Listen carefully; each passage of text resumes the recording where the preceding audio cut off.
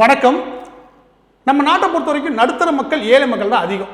அவங்களுடைய மிகப்பெரிய பிரச்சனை நீ பாலம் போடுற, ஃப்ளைட் விடுற, அதெல்லாம் பிரச்சனை கிடையாது.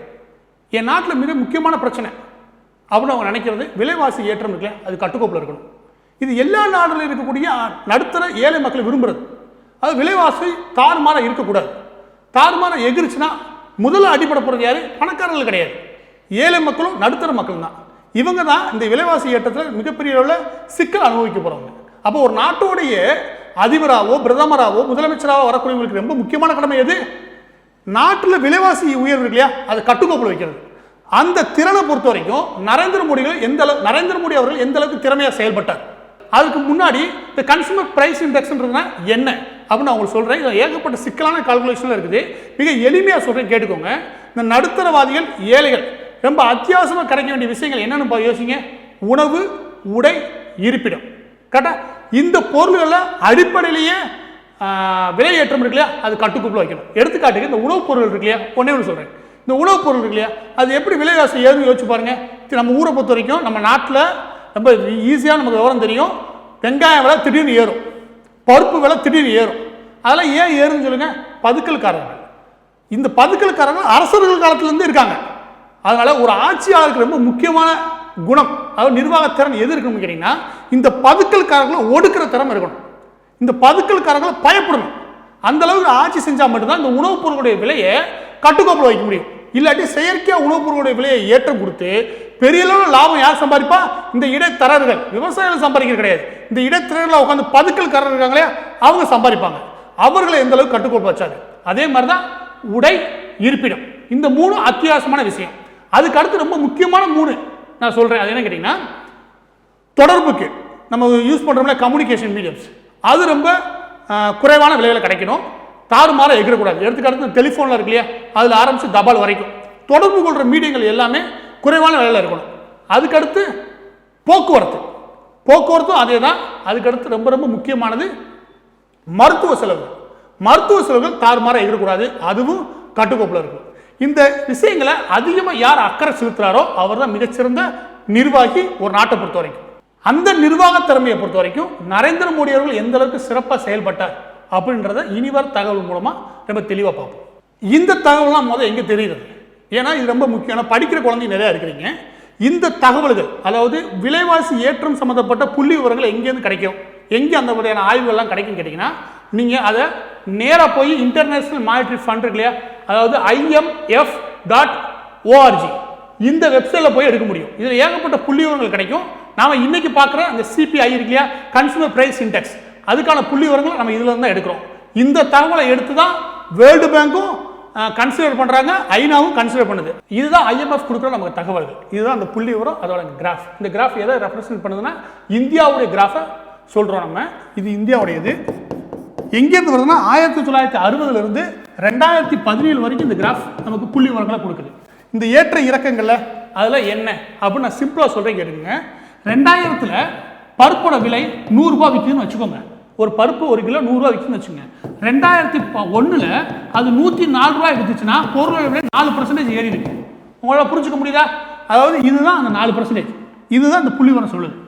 அது என்ன சொல்லுதுன்னு கேட்டிங்கன்னா, பருப்போட விலை மட்டும் கிடையாது, உணவுப் பொருட்கள், மருத்துவ செலவுகள், போக்குவரத்து, இடம், நிலம், அப்புறம் கம்யூனிகேஷன், இது எல்லாத்தையும் சேர்த்து ஒரு ஆவரேஜ் கால்குலேட் பண்ணி அந்த ஆவரேஜை இந்த பாயிண்டை போட்டிருக்காங்க.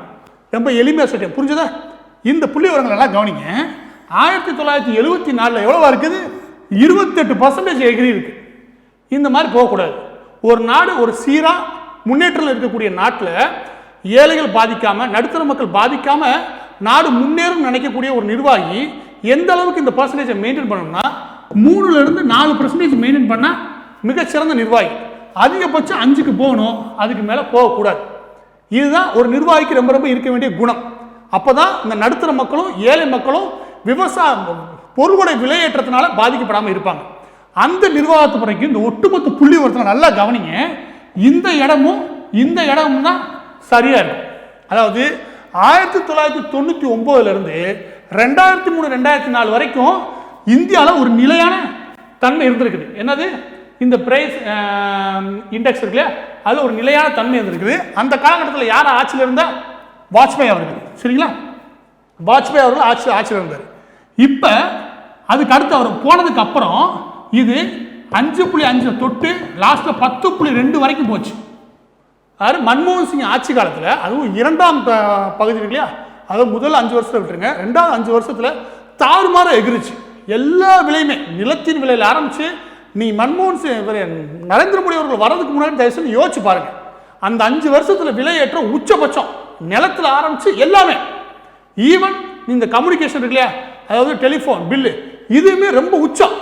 இது எல்லாமே இன்னைக்கு குறைஞ்சிருக்கு. அதாவது நான் வாஜ்பாய் அவர்கள் அந்த அளவை ஏறக்குறைய 4.9லேருந்து 5 விட்டுட்டு போயிருந்தாரு. அதை மன்மோகன் சிங் அவர்கள் என்ன கொண்டு விட்டார், 10.2 கொண்டு விட்டார். உச்சகட்டத்தில் கொண்டு விட்டுட்டு அவர் போயிட்டார். இவர் 2014 வரும்போது அது ஏறக்குறைய 10.8 10.9 இருந்துச்சு.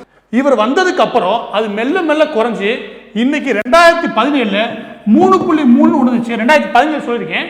2018 இன்னைக்கு நிலைமை வரைக்கும் ஏறக்குறைய 4.2 மெயின்டைன் ஆகுது. ஒட்டுமொத்த சராசரின்னு பார்க்கும்போது அது 4.6 மெயின்டைன் ஆகுது. நான் 2018 வரைக்கும் சொல்றேன். சரிங்களா? 40 வருஷத்துல யார் மிகச்சிறந்த பிரதமர் இந்த விலைவாசியை கட்டுக்கோப்பில் வச்சிருந்ததுல அப்படின்னு நீங்க கேட்டீங்கன்னா 1991 ஆரம்பிச்சு, அதாவது நரசிம்மராவ் காலத்தில். நல்லா புரிஞ்சுக்கோங்க, இந்திய பொருளாதாரத்தை பற்றி தேடி படிக்கும் போது உங்களுக்கு மிக முக்கியமான ஆளாக படப்படுறது நரசிம்மராவ் அவர்கள் தான். ஏன்னா அவர் தான் மிகப்பெரிய முடிவுகள் மிக முக்கியமான சீர்திருத்த நடவடிக்கைகளை மேற்கொண்டவர். தயவுசெய்து தேடி படிங்க. அவர் காலத்திலேயே இந்த இண்டெக்ஸ் இருக்கு இல்லையா, அந்த கன்சூமர் பிரைஸ் இண்டெக்ஸ், அது 10.2 இருந்துச்சு. சரிங்களா? அதாவது இன்ஃப்ளேஷன், மணி இன்ஃப்ளேஷன் 10.2 இருந்துச்சு. அது குஜராத், அதாவது தேவகவுடா ஐக்கிய குஜராத் காலத்தில் 8.1 மெயின்டைன் ஆச்சு. அடல் பிகாரி வாஜ்பாய் தொடர்ந்து இருந்த இந்த விலைவாசி ஏற்றத்தை கட்டுக்குள்ள கொண்டு வந்தது யாரு? அதுக்கப்புறம் ஆட்சிக்கு வந்து அடல் பிகாரி வாஜ்பாய் அவர்கள், அவர் 5.1 கட்டுக்குள்ள கொண்டு வந்தார். அதாவது ஏறக்குறைய பல வருஷமா இருந்த அந்த விலைவாசி ஏற்றத்தை ஒரு கட்டுக்குள்ள கொண்டு வந்த முதல் மனுஷன் அடல் பிகாரி வாஜ்பாய் தான். நான் பிஜேபிக்கு சப்போர்ட் பண்றதுக்காக சொல்லல, இதுதான் உண்மை, இதுதான் யதார்த்தம். சரிங்களா? அவர் விட்டுட்டு போனதை மன்மோகன் சிங் அவர்களுடைய முதல் 5 வருஷத்துல 5.7 கூடுச்சு. அதுக்கடுத்து இரண்டாவது இந்த 5 வருஷம் இருக்கு இல்லையா, அதுல 10.1 வந்து நின்றுச்சு. அவர் விட்டு போகும்போது ஏற்கனவே 10.2க்கு மேல நின்றுச்சு. அந்த 10.2ஓட தான் அவர் ஆட்சியை இழந்து போறாரு. அதுக்கடுத்து யார் வரா? நரேந்திர மோடி அவர்கள் 2014 ஆட்சிக்கு வராரு. அவர் வந்து அதை மெல்ல கட்டுப்படுத்தி இந்த பதுக்கல்காரர்கள் நடவடிக்கை மிக தீவிரப்படுத்தினாரு. அதன் மூலமா இன்னைக்கு 2018ஓட ஒட்டுமொத்தமாக சராசரி 4 வருஷம் சராசரி பார்த்தீங்கன்னா 4.6 இருக்கு. அதாவது சராசரி சொல்றேன். ஆனால் இன்னைக்கு என்ன நிலைமையில் இருக்குன்னு கேட்டால் அது 3.3 இருக்கு. 3.3ன்றது மிகச்சிறந்த நிர்வாகத்தின் எடுத்துக்காட்டு. என்ன கேட்டீங்கன்னா இது தற்காலிகமான 3.3. எதிர்காலம் எப்படி இருக்கும்? ஏன்னா ஒரு நிர்வாகத்தை பொறுத்த வரைக்கும் ஒரு டெம்பரரியா இருக்குப்பா, திடீர்னு ஏறதுக்கு வாய்ப்பு இருக்குப்பா அப்படின்னு நிர்வாகம் பண்றது நல்ல நிர்வாகம் கிடையாது. அடுத்த 1 வருஷம் 1.5 வருஷத்துக்கு இந்த நிர்வாக திறமை இருக்கு இல்லையா, அதனுடைய பிரதிபலிப்பு இருக்கணும். அப்ப எதிர்காலத்தில் எப்படி இருக்குது? இன்னைய நிலைமை பொறுத்த வரைக்கும் இது 3.7 3.6 மெயின்டைன் ஆகுது. இது எதிர்காலத்தில் எப்படியா இருக்குன்னு கேட்டா 3.2 3 2.6 மெயின்டைன் ஆகும். அதாவது சராசரியை பொறுத்த வரைக்கும் 2.8லிருந்து 3% வரைக்கும் தான் இந்த மணி இன்ஃப்ளேஷன் இல்லாட்டி கன்சூமர் பிரைஸ் இண்டெக்ஸ் இருக்கு இல்லையா, அது மெயின்டைன் ஆகும். அப்படின்றது யாரோட கணிப்பு? ட்ரேடிங் எக்கனாமிக்ஸோட கணிப்பு. நான் சொல்றது புரிஞ்சுக்கோங்க. ஆக யார் என்ன வேணாலும் சொல்லிட்டு போறாங்க, நீங்க அதெல்லாம் நம்பாதீங்க. ஒரு யதார்த்தம் ஆய்வு அறிக்கை எடுத்து பழகுங்க. ஏன்னா இங்க 85% படிச்சவங்க வந்துட்டோம். யாரோ ஒருத்தவங்க சொல்றது மீம்ஸ் பரப்புறதெல்லாம் தயவுசெய்து நம்பாது. உனக்குன்னு ஆய்வு தகவலை படிக்கிறதுக்கான நேரம் இருந்துச்சுன்னா தயவுசெய்து எனக்காக தேடி படி. இந்த கடந்த 40 வருஷம் இருக்கு இல்லையா, அந்த 40 வருஷத்துல விலைவாசி ஏற்றத்தை கட்டுக்குள்ள வச்ச மிகச்சிறந்த பிரதமர் யாருன்னு கேட்டீங்கன்னா எனக்கு தெரிஞ்ச நரேந்திர மோடி அவர்கள் தான். அது என் பர்சனல் ஒப்பீனியன் கிடையாது. இங்க கிடைக்கிற புள்ளி விவரம் கொடுக்கிற ஒரு அசைக்க முடியாத உண்மை. இதை பாருங்க, நம்ம இன்னைக்கு விலைவாசி ஏற்றத்தை பற்றியான விஷயங்களை பார்த்தோம். புள்ளி விவரங்கள் இடையில தான் உண்மையை தேட முடியும். சும்மா இந்த மீம்ஸ் பரப்புறது, எவராவது எழுதி எதையா சொல்றது, அதெல்லாம் நம்பக்கூடாது. ஏன்னா ஏறக்குறைய படித்த சமூகம் ஆயிட்டோம். ஒரு படித்த சமூகத்துக்கு தேடி எது உண்மைன்னு புரிஞ்சுக்கிற பக்குவம் வேணும். யார் சிறந்த நிர்வாகின்றத உண்மையை தேடி தெரிஞ்சு அதை அங்கீகரிக்கிற பக்குவம் நமக்கு வேணும். சரிங்களா? அந்த விதத்தில் உணவு பொருள்களின் விலையேற்றம் ஆரம்பிச்சு அனைத்து வகையான பொருள்களுடைய அத்தியாவசிய பொருளுடைய விலையேற்றத்தை கட்டுக்குள்ள வச்சது யாருன்றத இந்த பதிவில் நீங்க நம்பாதீங்க. நீங்களே தயவுசெய்து தேடி படிங்க. அதுதான் ஒரு சமூகத்துக்கு இருக்க வேண்டிய கடமை, பொறுப்பு. நன்றி.